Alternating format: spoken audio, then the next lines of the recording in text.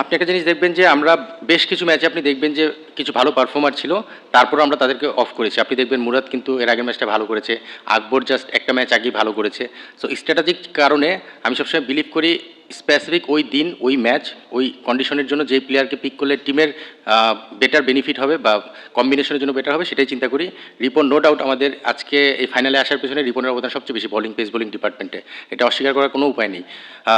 So সেই জায়গা থেকে আমাদের কাছে আজকে মনে হচ্ছে সাকিব এমন একজন প্লেয়ার, চ্যাম্পিয়ন প্লেয়ার, আপনারা সবাই জানেন বাংলাদেশ টিমের কি প্লেয়ার, পাশাপাশি তার যে অ্যাগ্রেশনটা আছে সেটাকে আমরা ইউজ করতে চেয়েছিলাম। আর আপনি রুবেলের সঙ্গে কম্পেয়ার করলেন, আপনি যদি দেখেন সিলেটে বেশ কিছু বাহাতি ব্যাটসম্যান ছিল, ডানহাতি বাহাতি ব্যাটসম্যান যখন সংমিশ্রণ থাকে তখন ক্যাপ্টেনের হাতে কিছু অপশন থাকলে ভালো হয়, যেটা শান্ত আমার সাথে ডিসকাস করেছিল। সেই জায়গা থেকে আমরা দুজন অফ স্পিন অপশন কিন্তু আজকের ম্যাচে ইনক্লুড করেছিলাম। তবে হ্যাঁ, একটা গ্যাম্বেলিংও বলতে পারেন যে একটা সাইড ছোটো থাকলে তখন কিন্তু স্পিনার ইউজ করার ক্ষেত্রে একটা চ্যালেঞ্জ থাকে, সেটাও ক্যাপ্টেনের মাথায় ছিল এবং আমরা দুজন মিলেই সেই প্ল্যানটা করেছিলাম। ইভেন আমাদের কোচ রাজিন সালে তার কাছে আমরা যখন স্ট্র্যাটেজি সাজিয়েছি সেই জায়গাটায় কিন্তু আমরা সেটা মাথায় রেখেই সাজিয়েছিলাম। বাট হ্যাঁ, আপনি যেটা বললেন রিপনকে অফ করার ক্ষেত্রে আমাদের অনেক ভালো মতোই চিন্তা করতে হয়েছে, বাট স্ট্র্যাটেজিক কারণে আসলে রিপনকে একটা ব্রেক দেওয়া, ইউ নেভার নো নেক্সট ম্যাচে হয়তো সে আবার ব্যাক করতেও পারে।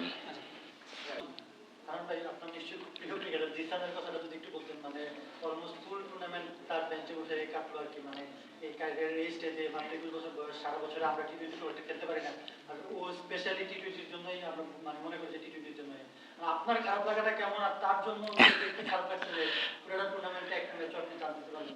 খারাপ লাগা তো আছেই, কিন্তু আপনি যদি আমার ক্যারেক্টার সম্পর্কে একটু দেখেন, আমি কিন্তু আসলে প্রফেশনাল জায়গায় কখনো আমার খারাপ লাগা বা আমার পার্সোনাল ইমোশনটাকে প্রায়োরিটি দেই না। নিশ্চিতভাবেই জিশান আমার খুব কাছের একজন প্লেয়ার, যাকে আমি খুবই পছন্দ করি এবং আমি মনে করি সে টি-20 জন্য যথেষ্ট ক্যাপাবল একজন প্লেয়ার। বাট টিম সবসময় ফার্স্ট এগিয়ে আসে এবং সেই জায়গা থেকে জিশানকে খেলাতে না পারে আমার নিশ্চিতভাবেই খারাপ লাগে। বাট জিশান খুব ভালো করেই জানে এবং জিশানকে আপনি দেখবেন যে সবসময় কিন্তু চাঙা থাকে মাঠে। সো মেন্টাল যে মোটিভেশনটা, খেলতে না পারলেও যে একটা চ্যাম্পিয়ন দলে খেলার যে মোটিভেশন, সেটা তাকে দেওয়ার চেষ্টা করা হচ্ছে। খুবই আনফর্চুনেট জিশানের জন্য, ইভেন আমার জন্য বলতে পারেন যে জিশানকে আমি খেলাতে পারছি না। বাট গতবার যেই টিমে খেলেছে সেরকম টিমে খেলাচ্ছে, এই টিমে যদি চ্যাম্পিয়ন টিমের সঙ্গেও থাকা যায় সেটা মনে পজিটিভভাবেই চিন্তা করা যায়। জিশান সেটাকে সেভাবেই চিন্তা করছে। তো করছি, সেটা আসলে রেজাল্টেই প্রমাণ পায়, কারণ আমি আমার জায়গা থেকে বেস্ট কন্ট্রিবিউট যেভাবে করা যায় সেটা করার চেষ্টা সবসময় করি। আর রিস্কের কথা যদি বলেন, আমি আসলে রিস্ক মনে করি না, কারণ আমি আসলে আমার 2011-তে যখন খেলা ছেড়েছি তারপরে আমার স্বপ্ন ছিল যে কোচিং লাইনেই থাকবো, যে কোনো কারণেই হোক। লম্বা সময় সিলেকশন প্যানেলে ছিলাম 9 বছর, তারপরে যখন কোচিং আসলাম ভেবে চিন্তে এসেছি।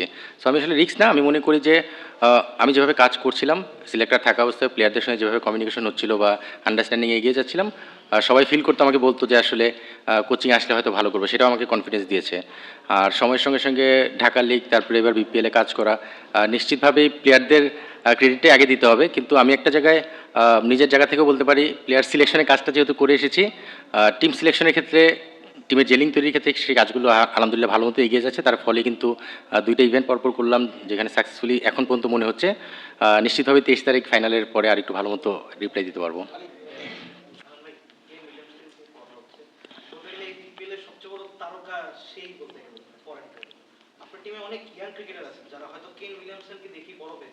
তারা উইলিয়ামসনকে পেয়ে কেমন ফিল করছেন, উইলিয়ামসনের কাছে যাচ্ছেন কিনা, বা যেমন জিশান আকবর তারা মানে কি কি বলছেন আর উইলিয়ামসনের সঙ্গে কথাবার্তা বলছেন?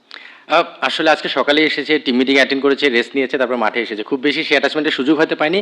বাট আপনি একটা মজা করে আমরা আজকে বলছিলাম, যখন ফারহান আর তামিম ব্যাটিংয়ে নামলো, জিশান এসে উইলিয়ামসনের পাশেই বসেছে, তখন শান্ত বলছে কিরে তার পাশে যেই বসছিস ঘটনা কি, কী জিজ্ঞেস করবি। সো এই ধরনের ফান মজা আমাদের হয়। তবে হ্যাঁ, এই ধরনের লেজেন্ড প্লেয়ার যখন ডাগ আউটে থাকে তাদের কাছ থেকে অনেক কিছু শেয়ারিং কেয়ারিংয়ের সুযোগ থাকে। আর একটু বেশি সময় পেলে ভালো হতো, হয়তো ট্রেনিং সেশনগুলোতে থাকলে হয়তো আর একটু বেশি ডিসকাস করতে পারতো। বাট স্টিল সে যখন টিম মিটিং আজকে 2টা কথা বলেছে, তারপরে নিশাম যখন টিম মিটিংয়ে কথা বলে, আমাদের প্রতিটা প্লেয়ারের জন্য সেটা কিন্তু একটা মোটিভেশনাল স্পিচ। সো আমার মনে হয় যে প্লেয়াররা সেখান থেকে অনেক কিছু শিখছে। আর ইন্ডিভিজুয়াল শেখার বা জানার সময়টা খুব বেশি পাচ্ছে না, বাট নিশ্চিতভাবেই তার ড্রেসিং রুম শেয়ারিংয়ের মাধ্যমে আরও কিছু শেখার বা ভবিষ্যতে আরও সুযোগ কাজে লাগানোর সুযোগ থাকবে।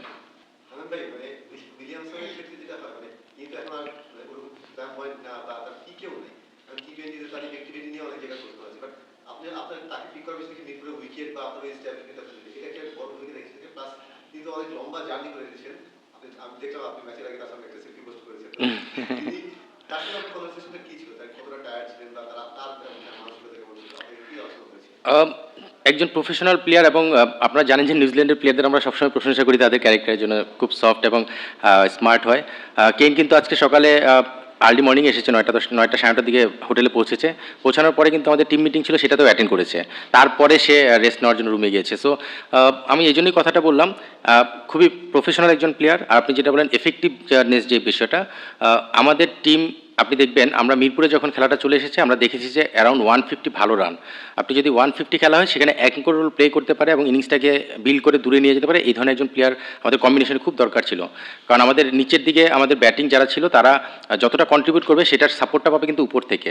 সো কেনের ইনক্লুশনটা কিন্তু সেভাবে আমরা চিন্তা করেছি এবং আপনি দেখবেন শান্ত তিনি কিন্তু যথেষ্ট ভালো ব্যাটিং করেছে পুরো টুর্নামেন্ট জুড়েই। বাট আজকে আমাদের টিম কম্বিনেশনে শান্ত নিজেই কিন্তু নিজেই স্টেপ এগিয়ে এসেছে যে রাইট হ্যান্ড লেফট হ্যান্ড কম্বিনেশনে আমি চারে যেতে হলে চারে যাব, এবং সেটাই কিন্তু করেছে।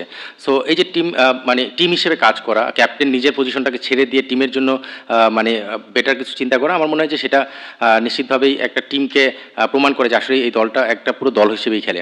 আর কেন নিশ্চিতভাবে ওয়ার্ল্ড ক্লাস এবং এই ধরনের ক্যারেক্টারই কিন্তু সে শো করেছে আইপিএল বলেন, নিউজিল্যান্ড, প্রতিটা জায়গায়। সো আপনি যেটা পয়েন্ট আউট করেছেন নিশ্চিতভাবেই সেটা অবশ্যই ইম্পর্টেন্ট যে মিরপুরের কন্ডিশন বা অ্যারাউন্ড 150-60 রানে যখন খেলা হয় এই ধরনের একজন ব্যাটসম্যান নিশ্চিতভাবেই সেই দলের স্ট্রেন্থ বাড়ায়। Last three Mamun.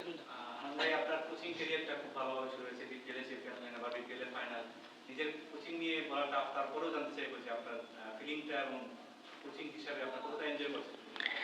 আমি আসলে সবচেয়ে বড় জিনিস আমি কিছু মানুষের ক্রেডিট দিতে হবে। আমি কোচিং করাচ্ছি এখানে হেড কোচ হিসেবে হয়তো আমি আপনাদের সামনে আসছি, বাট আপনি দেখবেন আমার সাপোর্টিং স্টাফ কারা। Rajin Saleh most experience, Tareq Aziz most experience, সঙ্গে ফিজিও ট্রেনার। আমি এটা আগেও বলেছি, আপনি কোচিং স্টাফ যখন ভালো পাবেন তখন টিমের বন্ডিংটা ভালো তৈরি হয়, কারণ ট্রাস্ট করে প্লেয়ার। আজকে রিপন যখন বোলিং করছে, সাকলেন বোলিং করছে, তারা রিসেন্টলি তারেকের সঙ্গে কাজ করেছে। রাজিনের সঙ্গে মুশফিক ন্যাশনাল খেলেছে কিছুদিন আগে, মানে রাজিনের ব্যাপারে আলাদাভাবে বলার কিছু নেই।